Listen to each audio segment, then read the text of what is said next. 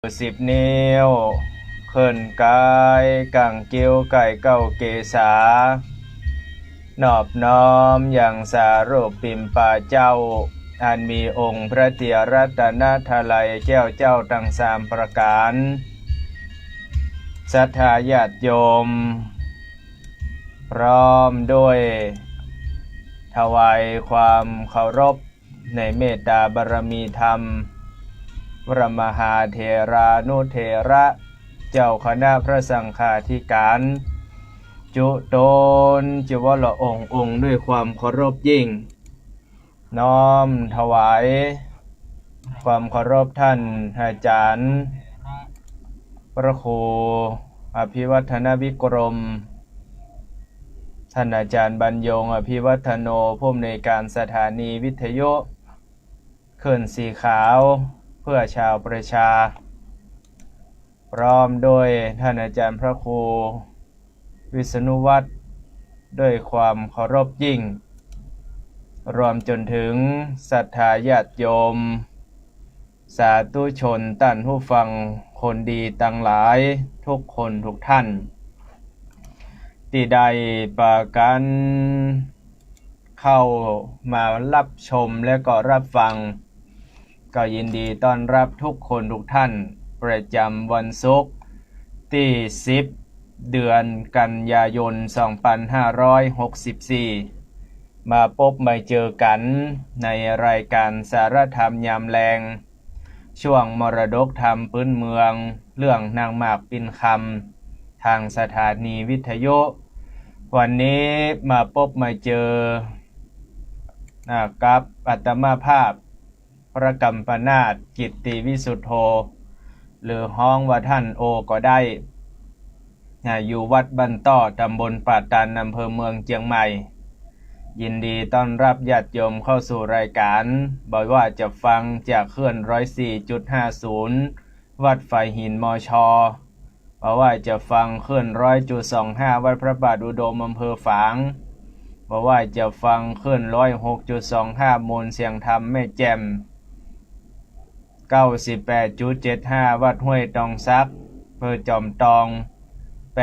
88.25 วัดสีปันเงินอำเภอสันป่าตองแล้วก็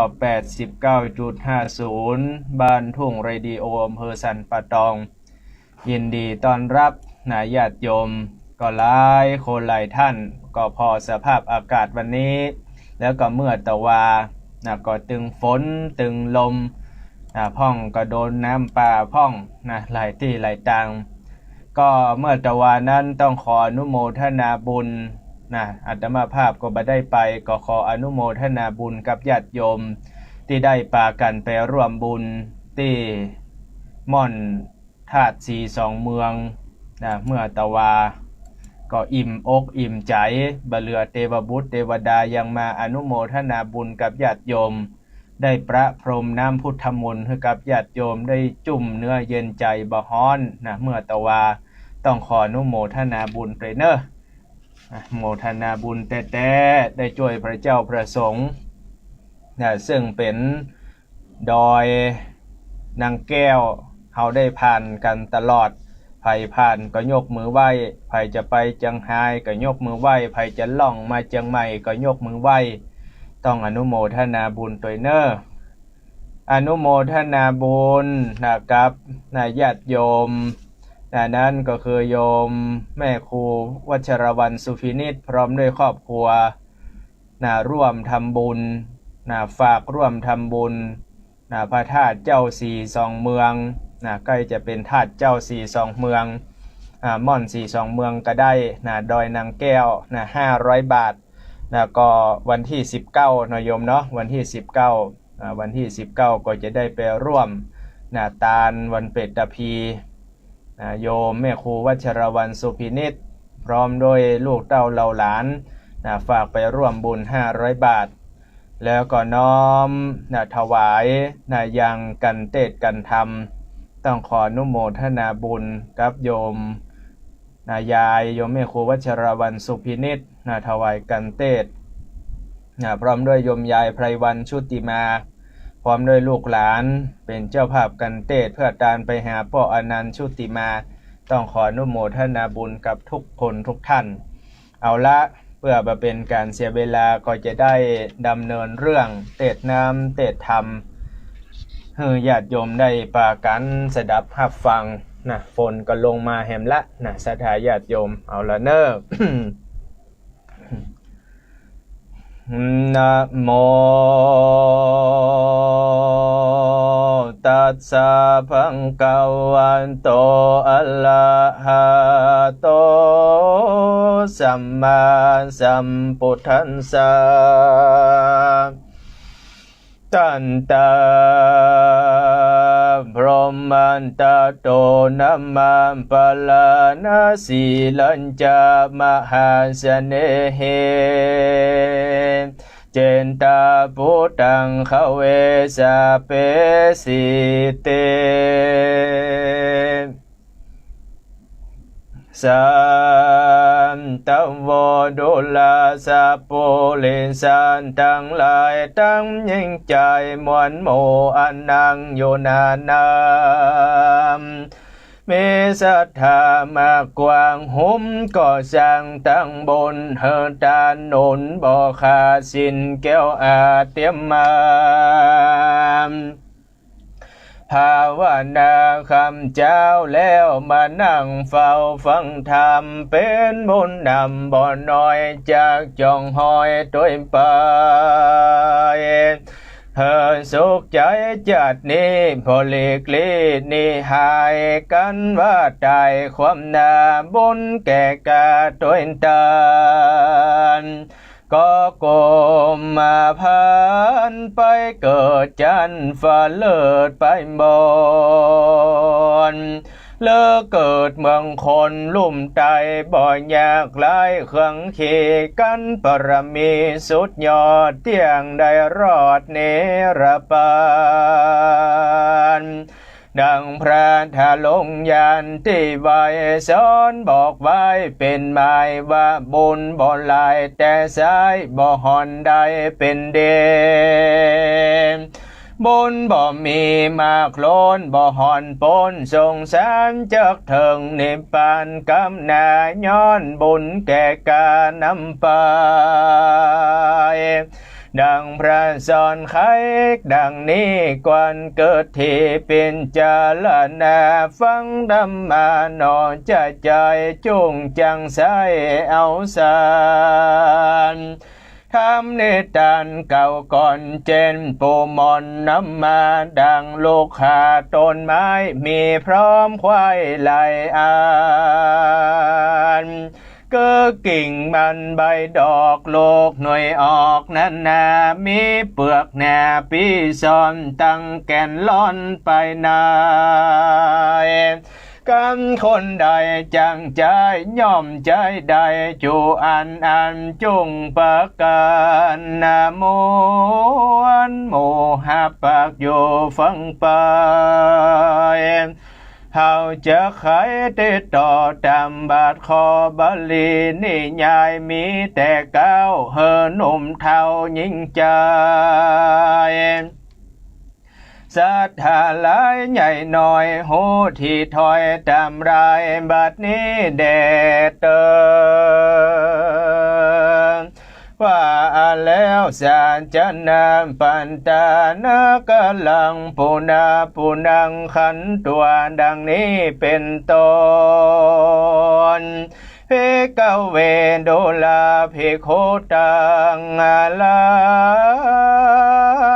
อันเป็นสายอริยจาเจือนาภาทะลงยานส่วนว่านางสามัญแบบเจ้าพงหนุ่มนาวมัทนีแปลงใจดีอยู่เฝ้าเลี้ยงยังเท่าสองคามถ้าลงว่าแทเก่าเกลือดังจะเจือคนผ่านกระจำการน้อยใหญ่พร้อมเสียงควายจวน7-8 วันมาหลอดก็รีบสอดเตียวไปเข้าเว่งใจแต่ต้องแอวขึ้นล่องตามกอง แสงขายตองของป่ายังจอดกว่าหลายวัน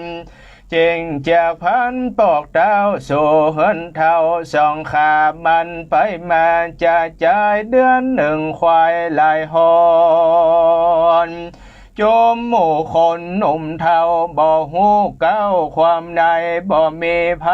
จำได้ย้อนเมืองใหญ่เหลือหลายคนยิ่งใจลายและเต็มจงแง่อันนามนางปลาหน่อยหน้าก็ฉลาดเหลือคนป้อมตัวตนขึ้นลองบอกกิ่งของภัยใดก็มีหันและนามตั้งเต็มว่าสั่งในกาลนันสายนางบาปใบปลาเตียวต่างมาหิวหอดขยังอดเย็นใจนางจังไรบาปสาวก็แวะเข้าอุญญาณจมดวงบานดอกไม้มีบ่อไหลเหลือลายเกิดใจใหม่จองว่าจะไปจอดห้องศาลากันว่ากันตะวันดาค่ำลาก็ออกกว่าเต็มไปเขาเองใจเตะต้องแอวคืนลองพันภายนางผีพรายเกิดแล้วก็ก้อยแอวจมดองดอกปันปวงหลายสิ่งกันแต่ยิ่งเอาใจ เกิดว่ายกตีนไปเตียวสอดโพดไปลอดศาลาสองดวงตาและสวดก็หันนางหน้าปิ้นคำงามนาน้ำนอดแต่แล้วนั่งอยู่เฝ้าศาลาหันสังกาบ่น้อยว่านางย่อซอยแล้วลามรักขณะงามบ่เศร้ามาอยู่เฝ้าศาลาไผ่บ่มาเป็นกูเต่านั่งอยู่เดียวดายเหลือว่ายากพรายพิเพศทะแหลงเป็ดเป็นมาเลือเทวดาฝากฟ้ากับเป็ดนาบันดอนพอตัวโตนพระเสดลักษณะเลิศดุงามกวนกูถามหืนแน่ว่าแม่นแต่สันใดนางจังไรบาปสาวก็รีบเข้าไปหาแล้วใครจะกล่าวถอยว่าดูแลนางนักหน่อยโสภาสันได้จะไม่อยู่บ่มีกู้ปอสองนางจะป้องเตียวต้องไปสู่ห้องแดนใดอยู่เวียงใจต่างเต้าเลือว่าอยู่ดาวเมืองเฮาเลือมองเงาไม่มาถูกต้องป่าไปในขอจูงไข่บอกกล่าวเฮือหูข่าวตามเมนางใส่สลีพระเสดงามล้ำเลิศปิ่นคำก็ไข่กำบอกแล้วตั้งแต่ก้าวถึงไปเธอนางผีพรายแบบเจ้าโหแจงควายจุอันก็มีหันและนามรัสวันจะนั่งสุตัวส่วนนางมันตันนีบาปเศร้ากันว่านางนอนเนาปิ้นคำใครยังกำบอกเล่าเฮอหูข่าวแต่มีมันยินดีบ่น้อยว่ากำตำต้อยสมานอันหนอผู้บานยศใหญ่ใครกล่าวไว้ดูแควนว่ายิงคนแดนหนอไตลาใจหยาบจ้าปลากูนินนาเอาไม้มาเมินได้หลายปีความเครื่องขี้บ่เหือดฮ้อนไม่เดือดดังอ่อนก็ว่าบ่หูถอนกะพรากออกไปจากหัวใจคันนิ่งในหลายแหล่จากภาพแป้คนใจ เกิดอุบายไว้แล้วบอกกลาดแก้วหายโซนบัดนี้บุญมาควายเตียงสมไฟกิตนานางประหลาดใจถอยแสงกล่าวถอยกำหวานว่าคาเดสลีนงครานยศใหญ่บุญหลังไตตัวยเตินได้นางหอจานแนบข้างกับเจ้าจ้างหอเจยนางมาไก่แต่สายเหือไข่ในตามตัวกวนดำหัวอาบน้ำขาดสีพรำกัญญา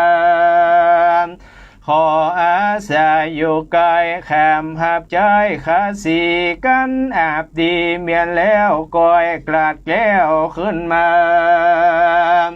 ก็ว่าอยู่สาลาตีเก่าถ้ายังเจ้าผู้บ้านเอาปริวันมวลหมู่มาเวทแห่เมืองว่าขอบนนาเรื่องเป็นเจ้าอย่าเกิดเล่าสงสัยจงมาไว้อย่าจ้าตามดังคาไข่กำแดดเติมเมื่อนั้นนางปินคำยอดซอยได้ยินถอยกำจาแห่งนางปลาบาปเศร้าก็เกิดเล่าสงสัยก็เลี้ยวไว้บ่จ้าละเครื่องงาอลังการซอยแสงวานติบเตดของวิเศษเตรียมเข่งจอมนางยิงบ่จ้าลงสุตาโบกครณีส่วนว่านางกาลีใจบาปก็ลงอาบจอมกันลอยพาดพันเข้าไกลช่วยนางนาคท้ายสีไข่ไข่กำใหญ่อ่อนอ้อยมีบ่อน้อยนั้นนาเฮอสลีโซภาอาคลาวได้จุนยาวเจยบานนางสามัญใจหยาบบอกว่าบาปตัวแตนก็มาจงแค้นนอนนั่งแก้วลอยเล่นแอวหวังเสยมีตึงดอกบัวไข่หอมเจินเด็ดย่อเยินปันจมว่าชะลีอุดมเฮยแม่เจ้า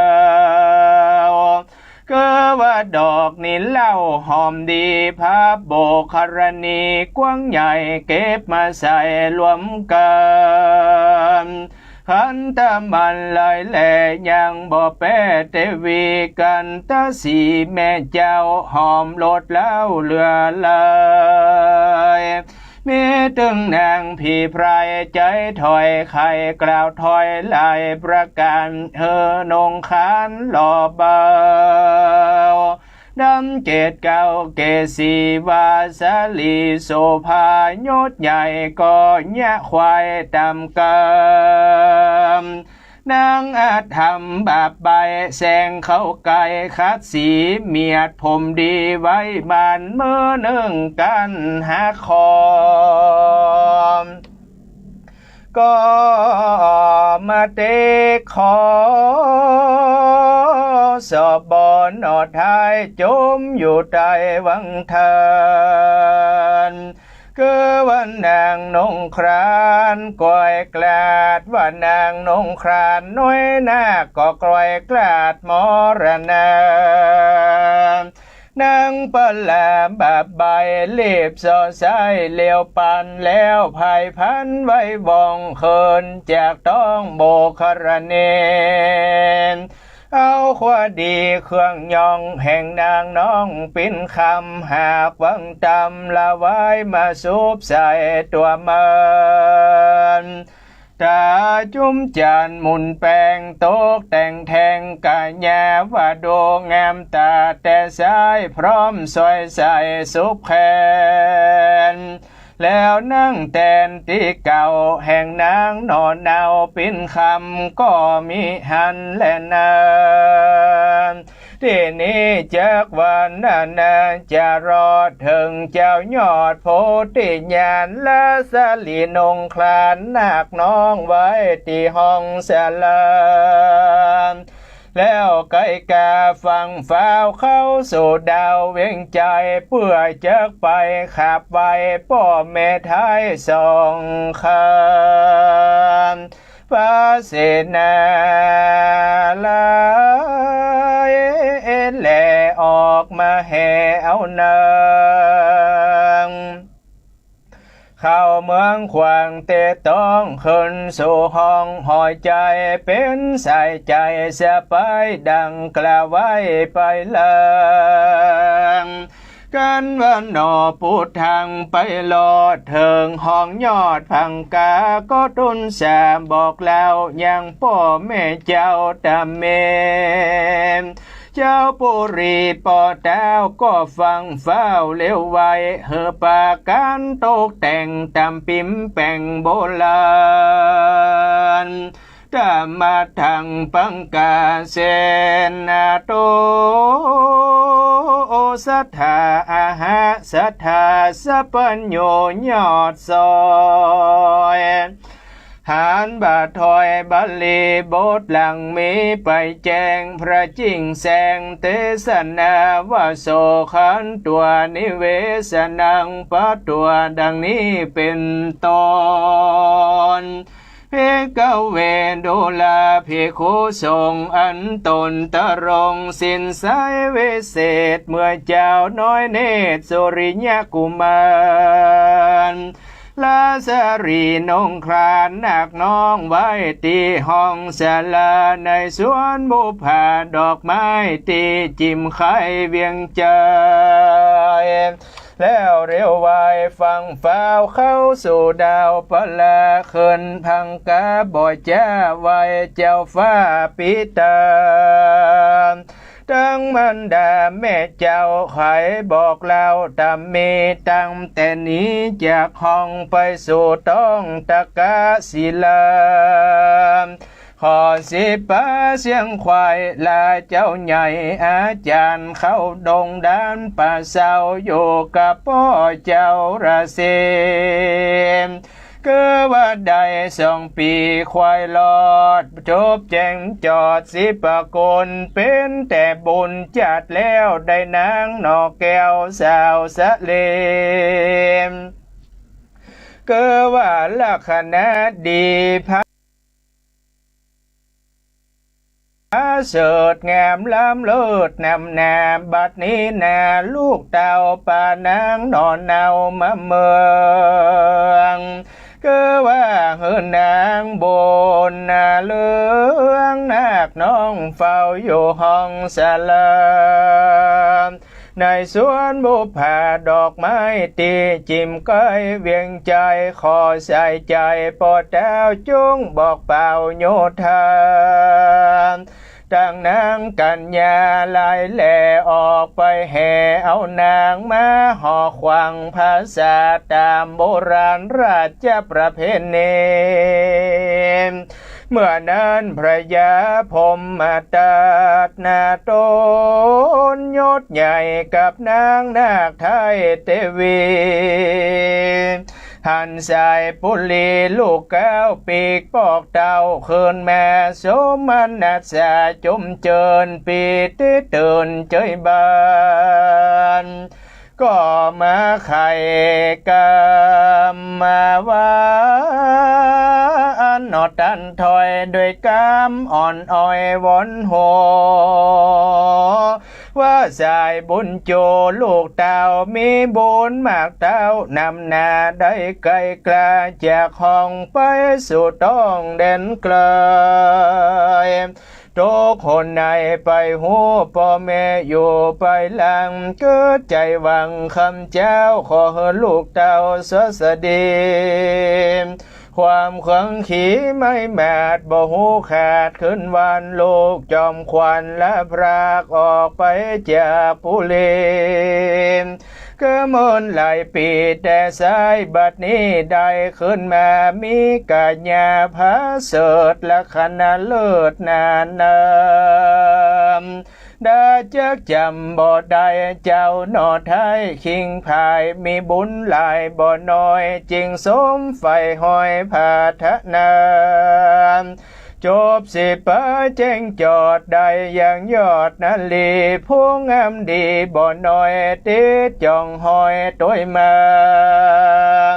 ความเครื่องกาพ่อแม่อันมีแต่เดิมอ่อนดังตื้นถอนเก้าหลากยกออกจากหรไทยเจ้าหอยใจพรหมมาตัดลาตานถอยวาดวาจากาพุทธาลูกแก้วไปตันแล้วบัวละมอนกาละกวันมาหลอดแต้วก็ต่อตกปันเฮอเลี้ยวปันแต่งห่างยังหมู่จ้างปังไปเศษนาลายน้อยใหญ่พร้อมไพรใจประจานั่งกัญญาอมาตแล้วเฮออุปราชแก้มเมืองคือจันตะเลืองหนุ่มแนวน้องแห่งเจ้าบุญนำเป็นนายนำหัวหมู่ออกไปสู่วิญญาณไปแห่เอานางนงครานกินโกเข้ามาสู่ปลาการว่าดาแต่งแล้วเจ้านอกแก้วบุญพายก็มาขี่จ้างไปตัวกาออกก่อนนาน้ำตางนอหอควางน้อยนาเกิดอุปราชจันตะกุมารก็มาขี่จ้างแสนตัวพาเสดเธอบังเกิดมงคลน้ำลีปนมวลมากออกไปจากเวียงใจยามตะวันใส่คำลาลาละป่าดงลีจ้างตัวดีอาจกาไปก่อนนาเลี้ยวปานก็ว่าไผ่บอดตานนอแซกโพไพรหน่อยอยู่ไปหลังก็ว่านอพุทธังไปหลอดในส่วนยอดวิญญาณลงจ้างแสนไว้วองไปสู่ห้องศาลาหันนางแบบนากำกีนั่งเต้นที่ปินคำนอคุณทำและพอบ่แม่นนอใส่ใจเกิดว่ามาพอขวาใบแผ่นพาตั้งเครื่องงาอลังการแม่นว่านั่งนงคลานหล่อเบาพอลืมเล่ารายเตนสักทีดีเสียงควายตัวบ่ใจปิ่นคำนอคุณทำหันหลากบ่จางปากกำได้บ่จะขายทำข่าวรีบจากดาวสลาใจเววาวะโว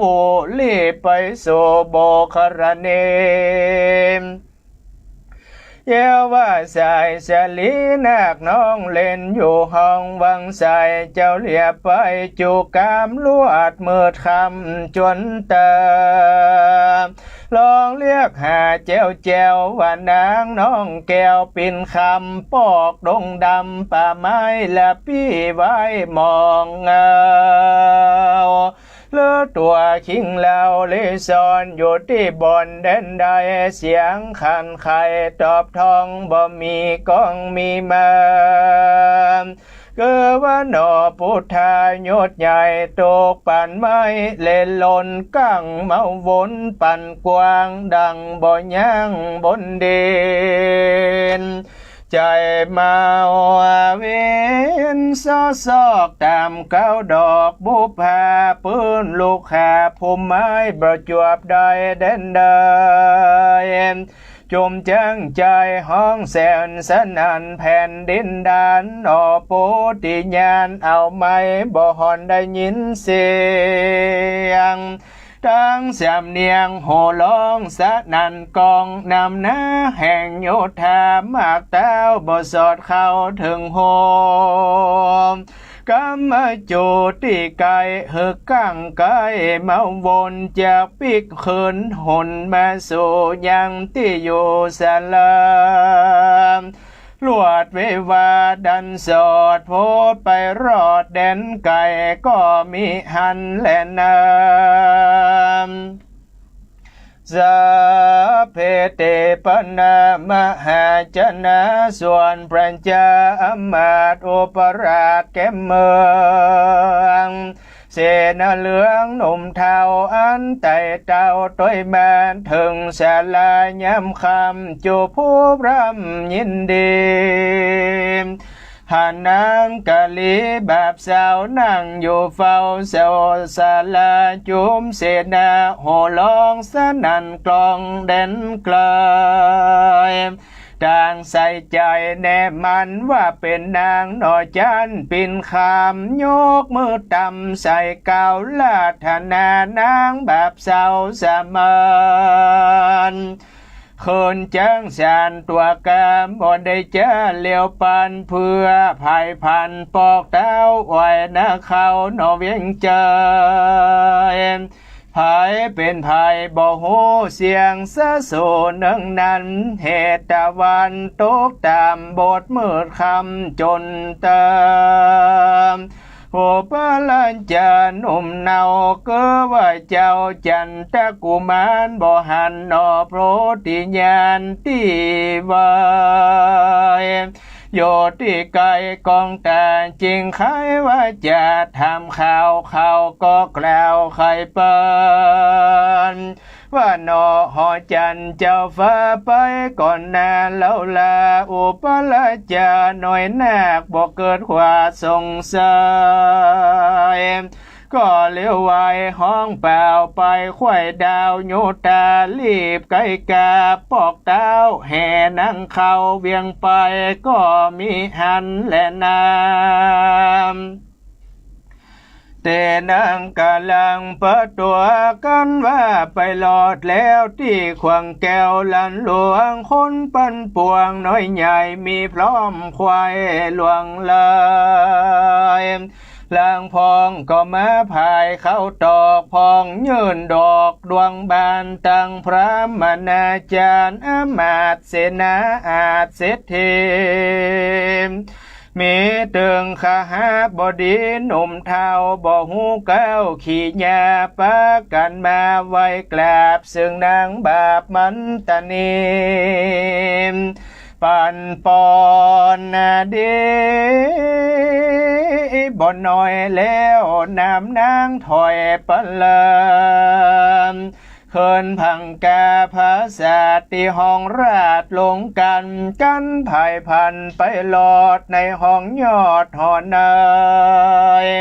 เกว่านางจังไรบาปใบ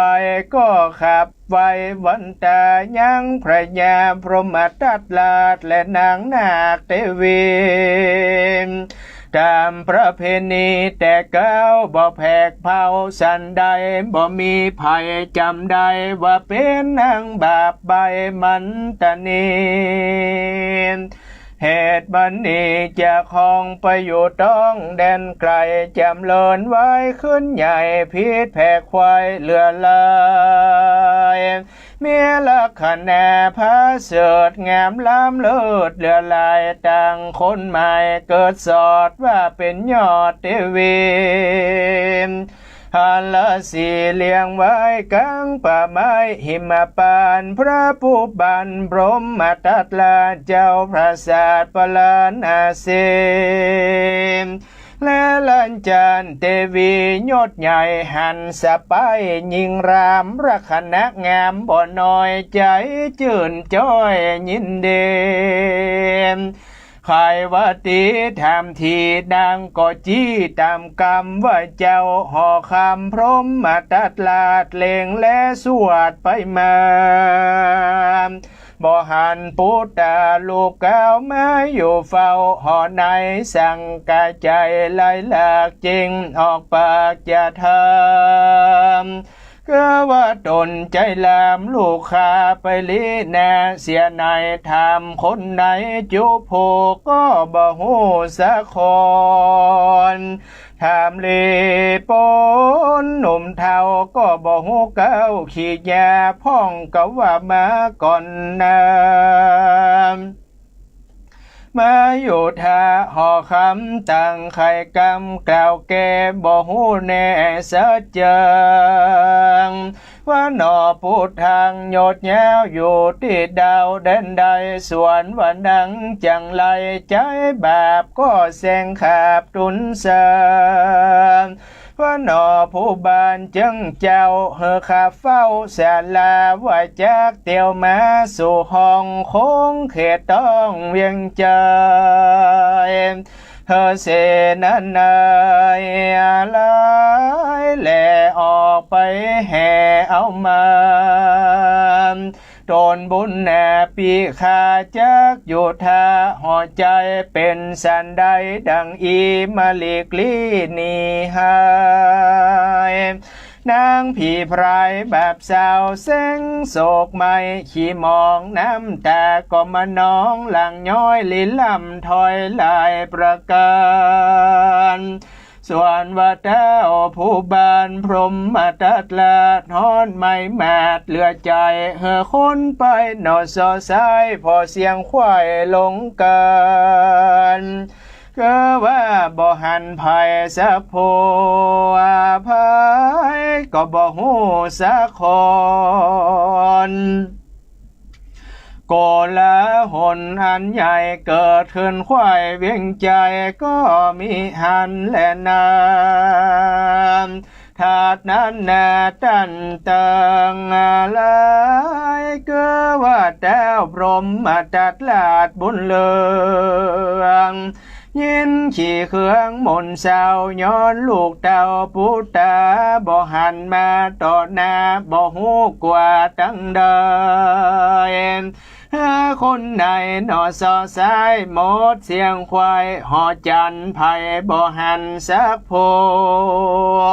ว่าเจ้าอยู่แดนใดเจ้าหอใจพร้อมมาตัดลาทอนไม่มาดนำนามว่าสันใดจะดังอีบัลลิกลีนี่หายลวดพันพายเข้าป่าบ่ปอกแน่ขึ้นมาเลอว่ามรณะหมูบโมโตข้างอยู่แดนใดจุ่มนั่งในหนุ่มเทาตั้งแม่เจ้าเตวีตุกเครื่องขี้ไล่หลากจูผู้หากเววาย้อนปิญาวังหอยหางยอดซอยบุญนาเจ้าปลายดใหญ่อดยืนได้ตามธรรมเอาบุญกรรมเป็นใหญ่อดกังเกยในใจขนิ่งในนอกเกิดแล้ววันผู้เจ้าควายมาก้อยแสวงหาสะพอยังเจ้าหนอสายเมืองกันว่าเจ้าบุญเหลืองยศใหญ่ขนิ่งควายในใจก็เฮอคนนายน้อยใหญ่เกือว่านางกลมใจกันยานำนางปลาหนุ่มนาวงามบ่เศร้ามันตานีตัวงามดีใจถอยแสงตำก้อยโศกาแสงเววาลำลองไปอยู่ห้องหอคำการยานำหนุ่มเทาวางแวดเฝ้าเป็นบริวารก็มีหันและนามปุณาเทวเสกันวันลวนลงเจ้าเต้าเป็นเจ้าพร้อมมาตัดละจามก็เรียกโหราผู้ใหญ่เข้ามาไกลหอในแล้วจะใครถามเล่าว่าดูลาเท่าโหราพิจารณาหือแจงตามเก้าแห่งปิ่นเต่าว่าลูกแห่งเราพรากนานี้ละกว่าไปไหนเลอว่ามีภัยหน่อมันตองในแห่งห้องกาญาดาบจีว่าหมูกโมโตข้างอยู่แดนใด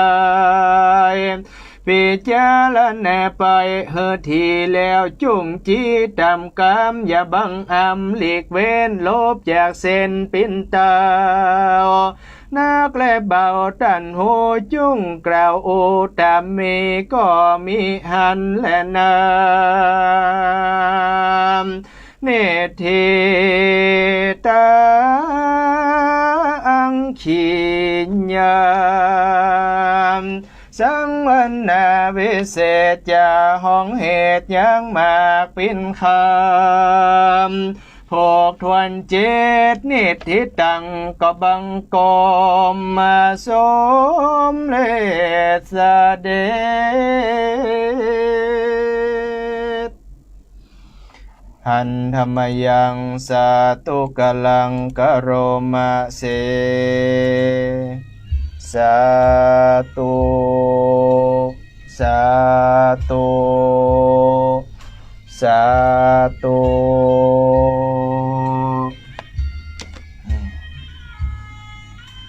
พระธรรมเทศนาในเรื่องนางหมากปิ่นคำผูกทวนเจตก็ปริปูรณังจบลงไปเป็นที่เรียบร้อย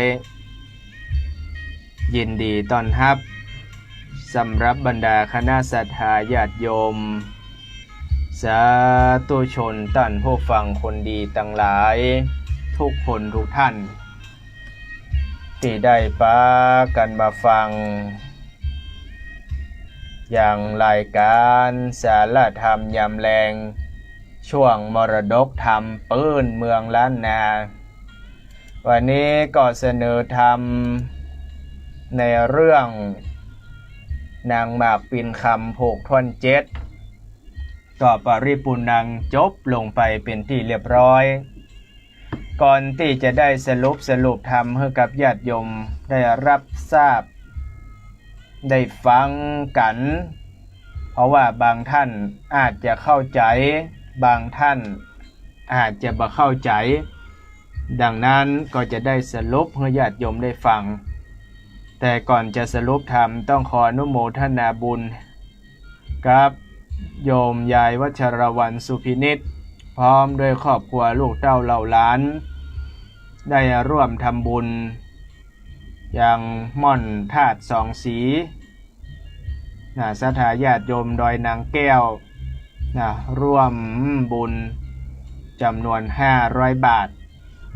จะได้เอาไปร่วมบุญด้วยกันในวันที่19 กันยายนแล้วก็อนุโมทนากับเจ้าภาพกันเตศโยมยายไพรวรรณชุติมาพร้อมด้วยลูกเต้าเหล่าหลานจากฟ้าห้ามตานไปหาป่อนันชุติมาพร้อมด้วยโยมยายวัชรวรรณสุพินิจพร้อมด้วยครอบครัวก็ถวายกันเตศในรายการสารธรรมยามแรงอนุโมทนาบุญเอาละยินดีต้อนรับเนอญาติโยมบางพ่องก็จะไปใจกาดใจลีบางพ่องก็จะไปซื้อกับข้าวกับปลามายะกินเมื่อค่ำเมื่อแรงนี้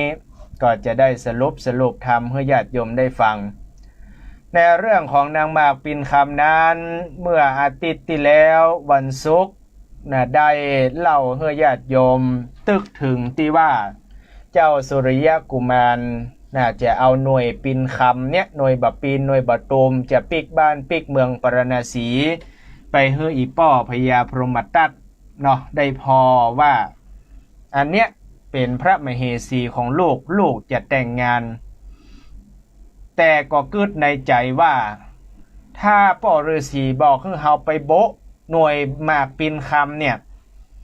ที่ในเมืองพุ้นเกิดว่าเฮาโบะแล้วถ้ามันบ่มีเทวดาบุญออกมาเทวดาใจบุญเทวดาปุ้งออกมาเห็นแหละ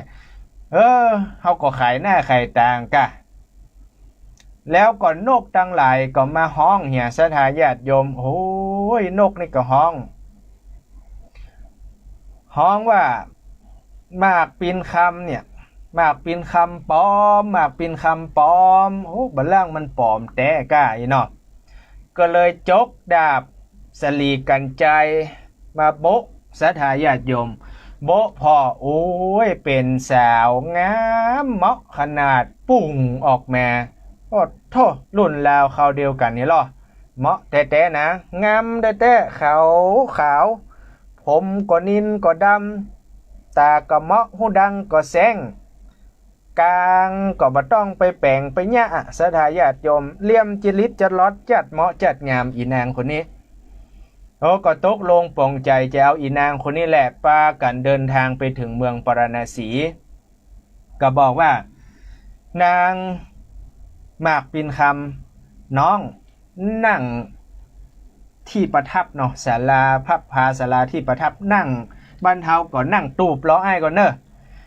ตามโบราณของบ้านเมืองอ้ายก็คือว่าจะต้องไปบอกอีป้อเหียก่อนว่าบัดเดี๋ยวนี้ได้กู้ข้างเตรียมคิงได้ภรรยาเรียบร้อยจะเอาขึ้นอภิเษกสมรสละจะเอาคนเนี้ยหมายมั่นปั้นมือจะเอาคนนี้แหละก็เข้าเมืองไปละอีนางหมากปินคำอยู่ติดตูบหั่นคนเดียวศรัทธาญาติโยมวันนั้นผูกท่อน6เขามาตึกที่นี่วันนี้ผูกท่อน7มาต่อก็อายว่าบนผูกปนเนอะอายจะปาเอาขบวนจ้างขบวนม้าอย่างมาฮับน้องอีน้อยนี่มันก็ล้อคนเดียวมันเนาะนั่งตูบน้อยมุงคาเห็นหรอโอ้มใดอ้ายจะมามใดอ้ายจะมาพอดีว่าอีนางมันทนีมันก็ปิกบ้านปิกเมืองไปอยู่ตูบใต้เมืองพอดีว่าอีพ่ออีแม่ใจสถาญาติโยมขอกำเตอะขอไปเสาะพักเสาะไม้อะอย่างไปเสาะใส่บัวมาเฮืออีแม่กำเตอะนะมันอยู่ใกล้ๆหิมศาลาที่พระพาของพระราชาน่ะไปเอามาคือกำเตอะอีนางมันทนีมันก็ตึงมีใจฮักเมาเจ้าสุริยะกุมารแล้วหรอหมายมั่นปั้นมือไว้จัดดีจะเอาคนเนี้ยเป็นสามีแต่สุริยะกุมารบอกว่า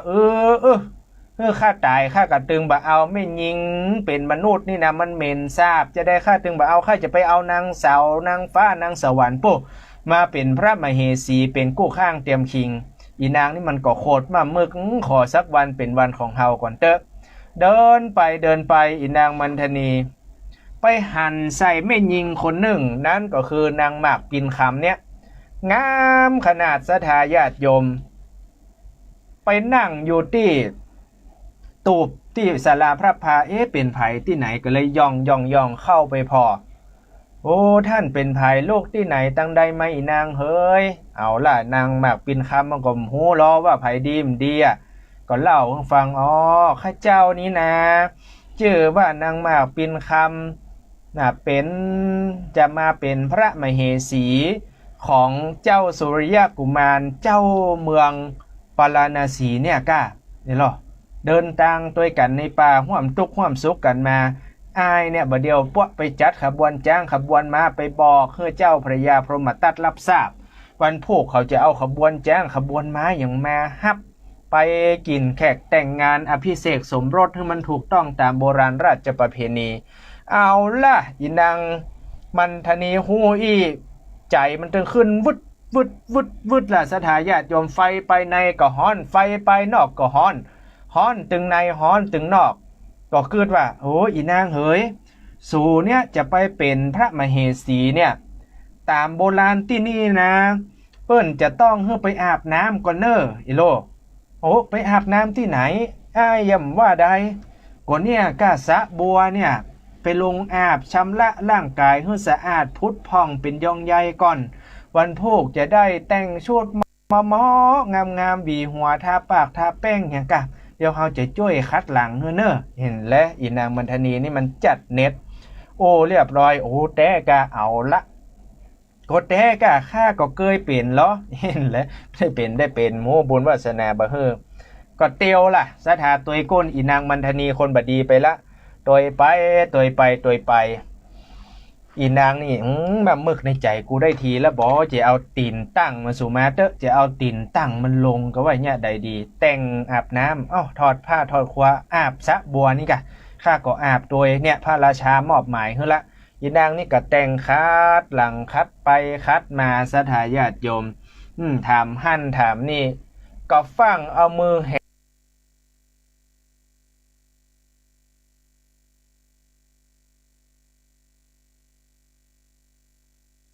มข้างเปียผมไว้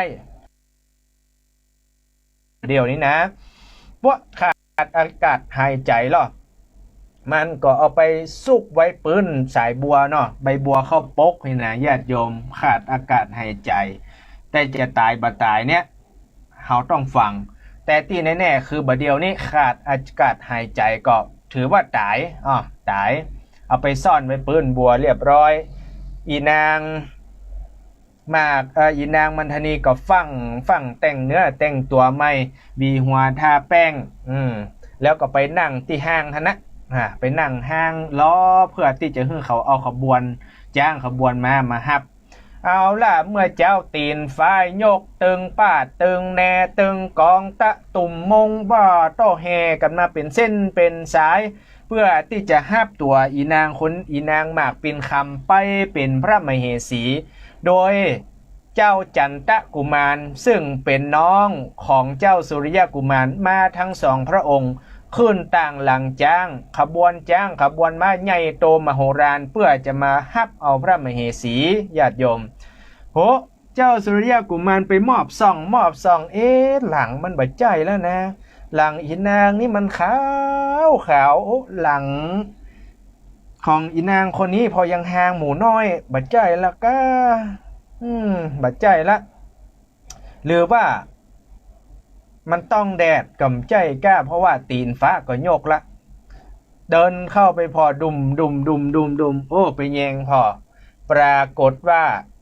บาดใจสักกรรมญาติโยมทุกท่านเป็นอีนางมันทนีเหียโอ้เจ้าสุริยกุมารเอาล่ะเหือปิเหือปังเสาะหามีไหนบะเดียวเนี่ยไอ้ล่อไปเสาะพอในน้ำก็บะมีเสาะบกก็บะมีเสาะปืนบัวหั่นบัวนี่ก็มีโอ้เสาะไปเสาะมาปอจะมืดจะค่ำเสาะแตะเสาะว่าสถาญาติโยมโอ้มูเสนาอามาตย์ก็เกิดว่าโอ้ป่อเจ้าสุริยกุมารเนี่ยถ้าจะเข้าบ้านเข้าเมืองไปแล้วเนาะบะเดียวนี่นะสงสัยเข้าไปแน่ๆเลยอันเฮาจะอาราธนาจะเอาอีนางพระมเหสีคนนี้เข้าบ้านเข้าเมืองก่อนเนอะเขาก็แห่ล่ะกำนันขอเจิญพระมเหสีนั่งบนหลังจังเข้าพระราชวังพระพุทธเจ้าค่ะเปียไปเรียบร้อยพอไปถึงเมืองเจ้าสุริยกุมารย่ำถึงเมืองเตื้อเสาะหาอยู่เป็นว่าสลับตัวกันอีนางมันทนีพวกได้เข้าไปอยู่ในเมืองส่วนอีนางหมากปินคำถ้าจะตายเจอยู่ปืนดอกบัวหั่นสถาญาติโยมอันเนี้ยเรื่องราวจะเป็นจะได้ต่อก็เชิญสถาญาติโยมได้ติดตามรับชมรับฟังในวันศุกร์หน้าเฮาก่อยมาพบมาเจอกันใหม่นะโยมเนาะอันนี้อนุโมทนาบุญกับทุกท่านเด้อที่ได้ปากันมาฟังก็ชัดเจนบ่ชัดเจนจะได้ก็โทรมาอู้มาจากกันได้เพราะว่าช่วงนี้ฝนก็ตกลงมาแล้วนะญาติโยมบอกว่าสัญญาณมันจะดีบ่ดีจะได้เนาะเอาละอนุโมทนาบุญกับทุกท่านเจิญศรัทธาญาติโยมท่านทั้งหลายได้ปากันโทรมาอู้มาจาที่เบอร์เ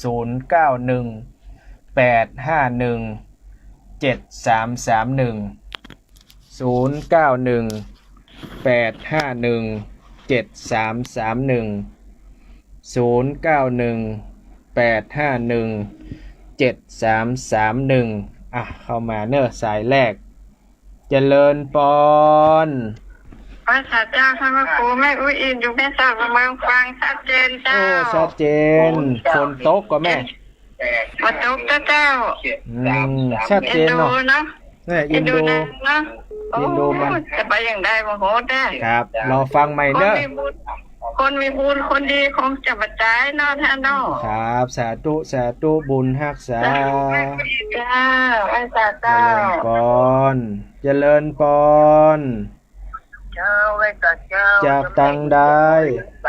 แกงหัวลินฝางเจ้าก็เย็นดีนะเจ้าแกงหัวลินฝางฝนตกก็ไม่อุ้ยบัดตกแล้วเจ้าเอื้อนแล้วเจ้าเพลงมาละเจ้าโอ้เป็นได้พ่องวันนี้ชัดเจนเนาะชัดเจนดีเจ้าสาธุโมทนาไว้ก่อนเจ้าเจริญปอนก็รายการต่อไปนั้นก็ท่านอาจารย์ธีรเนตรก็วันนี้ติดศาสนกิจสถาญาติโยมติดศาสนกิจที่เมืองปงพะเยาติดประชุมคณะสงฆ์ดังนั้นก็วันนี้ท่านอาจารย์งด1 วันเข้ามาเนอะเจริญปอนเจริญปอนสวัสดีครับจากดังได้แม่อายครับแม่อายชัดเจนก็ครับก็ชัดเจนก็ ครับ ฝนตกก็ไม่ไอ จกครับ บ่ตก ฝนตกขนาดครับ ครับผม ครับโมทนาเนอร์ ครับผม บุญรักษา ขนาครับ สาธุสาธุ ครับผมฟังสู้ควรเลยครับ โอ้ยินดียินดี อ่า เจริญพร เจ้ากราบไหว้สาเจ้าท่านพระครู จากตังใด แม่สุแก้วมันสีละพรสีเตี้ยมันห้องละปูน บ้าน เด้ ห้องละ อ ปูนสาธุชัดเจนก็แม่ โอ้ชัดเจนเลยเจ้า เป็นได้ห้องวันนี้ ทำวันนี้นี่โอ้ยอันเข้าอกเข้าใจดีเด้อม่วนเลยเจ้า สาธุ เจ้า เจริญพร ปูนกระตุกเด้อท่านพระครู บุญรักษาเนอร์ เจ้าจ้าตุเจ้า เจ้าสายสุดท้ายเจริญพร เจ้ากราบไหว้สาเจ้า จาก ท่านพระค ตัง รู ใด เจ้า บ้านประวงเวียงฝางเจ้า เมืองฝางชัดเจนก็แม่ ชัดเจนดีเจ้า โอ้ ฟังท่านพระครูกู้สุขเลยเจ้า สาธุ นางมา ยิ ปิ น น ดี คำน้องหวันดีเจ้า โมทนาฝนตกก็แม่ปุ่น ฝนมาตกเจ้าตกตะกี้น้อยเดียวเจ้าหยุดไปละ ครับสาธุโมท เจ้า นาเน เจ้า อะ การไหว้สาเจ้ากับตัวกับตัวเจ้า บุญรักษาอนุโมทนากับญาติโยมได้ฟังเทศน์ฟังธรรมกันวันนี้ ก็อยู่ดีมีสุขเหมือนกันจุผู้จุคนก็จากลากันไปก่อน58นาทีอายุวันโนสุขังปะลา